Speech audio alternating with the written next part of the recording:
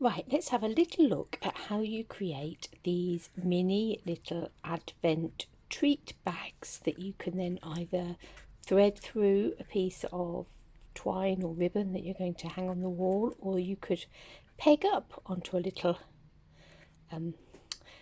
length of string or twine or ribbon. Alternatively, you could pin them to your Christmas tree get a small Christmas tree and pin them up as an advent decoration. But let's have a look how we create these little bags to start with. Now I've used this pack of 6x6 square DSP that is part of the Curvy Celebration offering that you can either get right now as part of your starter kit, or you'll be able to buy as a customer from the 3rd of November. And it's a really lovely little pack of paper, shaded spruce, cherry cobbler, Sahara sand. So you've just got the 3 colours in there to play with, which makes it ideal really for this sort of project where you don't want too many colours to be juggling. Now you can see here in front of me I've got lots of strips of paper. So what I've done is I've cut strips of paper that are 4.5 inches by 1.5, and I'll show you this one here. So how I've cut my paper up is I've taken my piece of 6x6 paper like this. I've cut a 1.5 inch strip down the side, which has left me with a 4.5 inch strip. And if you turn that round, you're able to cut that then into 4 1.5 strips, and you've got a 1.5 strip down there that you can chop off at 4.5 inches, and that will give you 5 strips from one of those sheets of paper. So obviously for Advent we want, depending on whether you want to go right up to Christmas Day or you just want to do Advent up to Christmas Eve, you either want 24 or 25 strips, which is 5 sheets of paper. Now you do just have to be careful with the trees. I'm going to have 24 strips, so I'm able to put this tree to one side because actually the little bag is going to be that way. So obviously the trees will all look like they've been chopped down and laid in a field ready to be collected and decorated, which you can have that look if you like. Obviously you can turn it around and use the other side of the paper, and that isn't an issue, but you do just need to be aware. So all of these trees here have been cut that way so that when the little bag is made up, they're all still standing. So do just check out your patterned paper and have a think about how you're going to use it. So there we have our there's 23 strips there because I've already got one bag made up, and I've got those in the order that I want them. So what I'm going to do is just move these out of the way, and let's just slip those up to the top there like that. And I'm going to take this piece just here as my next piece of paper, and I'm going to have the stars on the outside. Now I've cut myself a piece of card that is going to be the bottom section, like the box section of our bag, because this is a mini bag in a box. So we're going to do the box section first. So I've got a piece of card here that measures 2.25 inches long by 1 3/4 inches wide, and the measurements for that you will be able to find on my blog, so that will all be there just for you to look at. What I'm going to do now is I'm going to score this little piece of card on every side at 1/2 inch.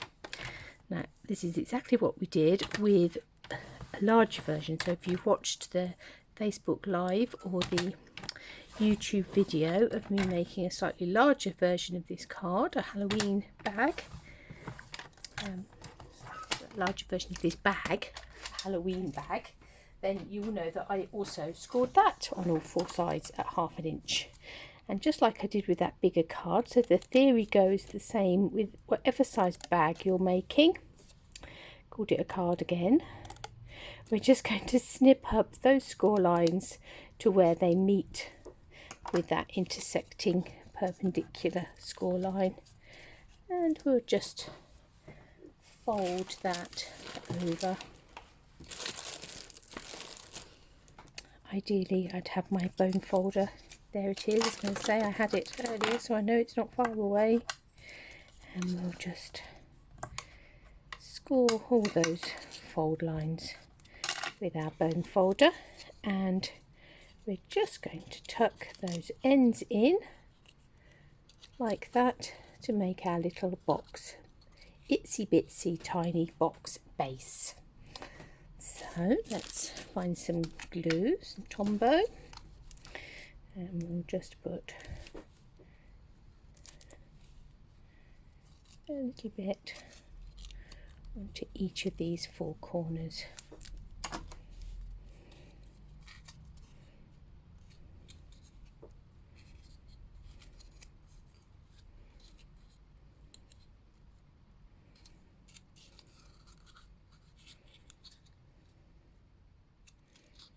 And we'll just give that a bit of a press, hold those just for a second so that all holds up nicely, and we've got our little box base just there.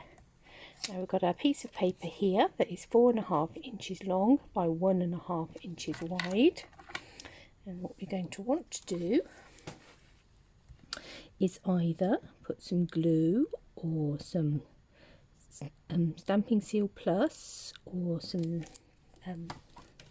tear and tape along that bottom edge and just up that one side, and then with our little box starting sort of about halfway point of the box on the end of that paper, we're just going to press that down. Ooh.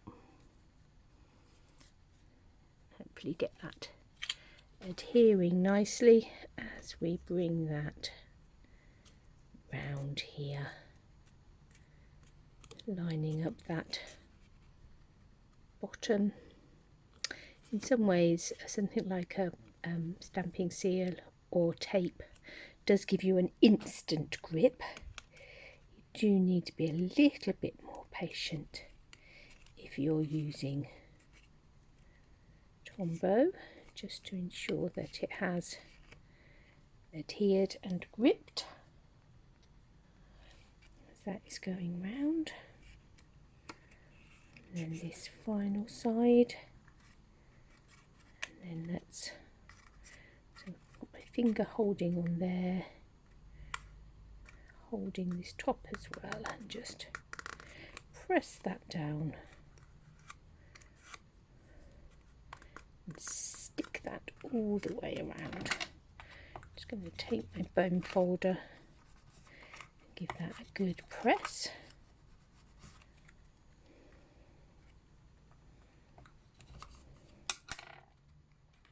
So there we have our little bag. I'm going to take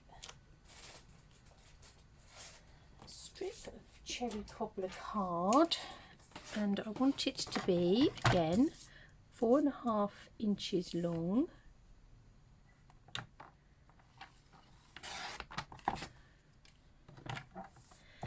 and I'm going to cut 2 strips that are 1/4 of an inch wide. I just want them to be little strips.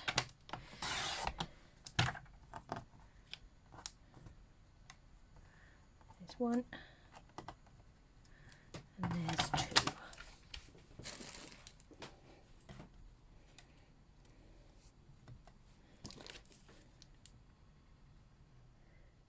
Let's put some glue on there, and starting on the side that's already got a seam on, let's bring this round to neaten up and strengthen that bottom piece.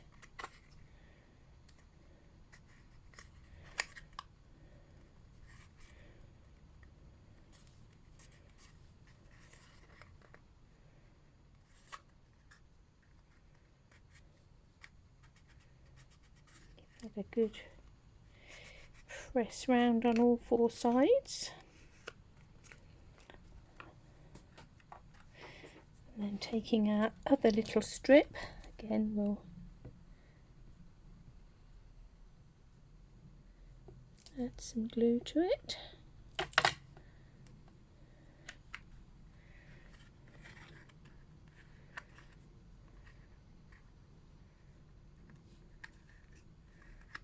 And again we'll bring that round, but this time around the top of the bag. Again lining that up and pressing it all the way round so it sticks beautifully.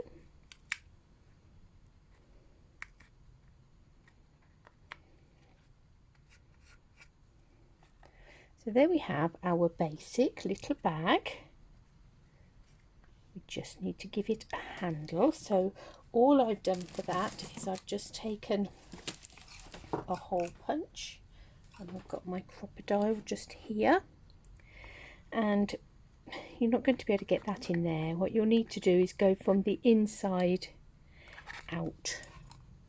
I think actually I'm just going to do a smaller hole inside out and then turn it over, and again from the inside out, and then we'll just need to put, so I've got here some braided linen thread, so if we pop some of that through the hole coming that way, and I need to trim that off a little bit, tie a knot, make sure that's good and tight, trim that down at the end, and that will pull through. You then want our little handle to come over and to have enough to tie a knot to the other end. So what I need to do is to come from the outside and thread that through into the inside, and I can pull that all the way through while I tie my knot, or my double knot. A little bit fiddly.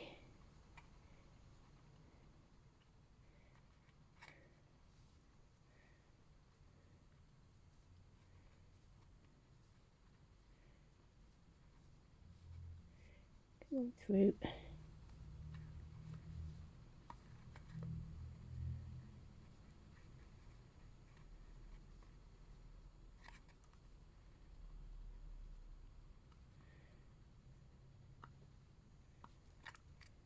We can pull that up, and then we have our second little bag, and now we just need to add our number. So for this first little bag I die cut a star from the Stitch Stars, and I cut that out of Sahara Sand, and then I cut the number 1 from the Playful Alphabet dies. But for this one I thought we'd do some stamping. So what I've got here is I've got the 2 scalloped circles from the Tasteful Labels. So I've done the back one in Shaded Spruce and the front one in Sahara Sand, and onto that Sahara Sand label I have stamped the number 2 from the Family Party set in Cherry Cobbler, and then I've taken the little stars that are from that same set, and just using those 2 smaller stars I've just picked them up on the edge to add some little stars into there as well. So I'm going to stick my number 2 to my scallops number 2. You could have, if you haven't got this set and you've got the layering circles, you could try the layering circles, the smallest ones of those, or perhaps the smallest circle and the next one up scalloped, to see how that works. That's another option. And I just thought that I'd have some die cut and some that were stamped and have a bit of variety. Obviously you can go either or, do them all stamped, do them all die cut. But there's number 1 and number 2, and as you can see I've got all these strips here to carry on all the way up to number 24. I think when I get to number 24 I might come in then with a bit of gold foil, perhaps some embossing, perhaps a bit more bling, make number 24 just that bit more special. But you can see how you can very quickly build up a lovely little display of bags. As I say, you could either hang from a piece of string or a piece of twine, piece of ribbon, or you could peg to a little tree. If you've got a little Christmas tree, you could make it a little advent tree and have lots of little bags pegged up on there. So a really cute idea for creating a little advent countdown as we get ready for this Christmas. So I hope you've enjoyed those. As I say, all the instructions, all the sizes will be up on my blog. Do go and check them out.